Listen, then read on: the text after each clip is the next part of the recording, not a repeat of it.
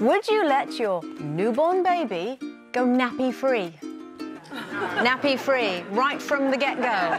OK. No. No. Next subject. I think for the first... Definitely the first year, most people thought my babies were called Take That. Because they'd walk in and go, how are you? I'd go, Take That. The first one, Finley, it was all those... There's a certain cookbook that all new mums use, that, you know, all organic and freezing in ice cubes and all this sort of stuff. By Amy, she was bum shuffling across the floor and eating the cat food. She's fine. She's completely fine. Yeah, exactly. Her hair is glossy. She wows, but she's fine. Amazing nails. I remember Maddie when she was a few days old, and Mark and I were having a chat in the kitchen, and suddenly I was like, oh my God. He was like, oh, there's somebody in the house. He went, there is? Who is it? And we realised it was Maddie. It's a baby! We just felt there was a presence and then totally forgot we had a baby. My daughters, they just didn't have any hair at all till they were about 2 years old, and the youngest one actually looked the spitting image of Bob Hoskins. In fact, we kind of like called her Bob for about 3 months to remind ourselves what her name was. But so I constantly would have people going, even with when she was in a dress, like if it was summer, people would go, how old is he? Oh. They're like, she's in her dress. I mean, I didn't really care, but it was kind of like, you're a bit stupid, aren't you? I missed Finley's first steps because I was working. It was one of these awful things. I was sent away to do the weather, and I was in Largs, and it's just outside Glasgow. I was going to say, is that like Bargs? No, Where is it on the map, Andrea? Show us. Oh, it's there. It's there. I think there was a wind coming in from the west.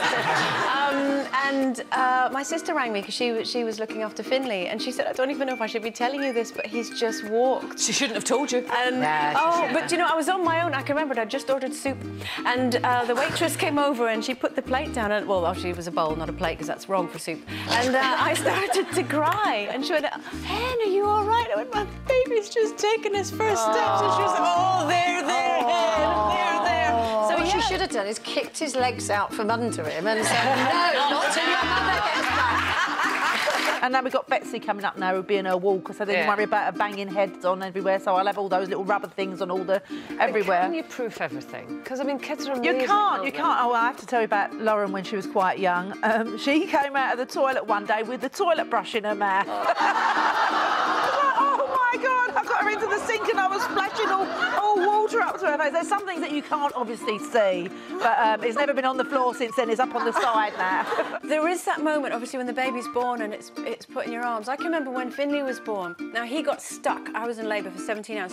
He had a proper cone head.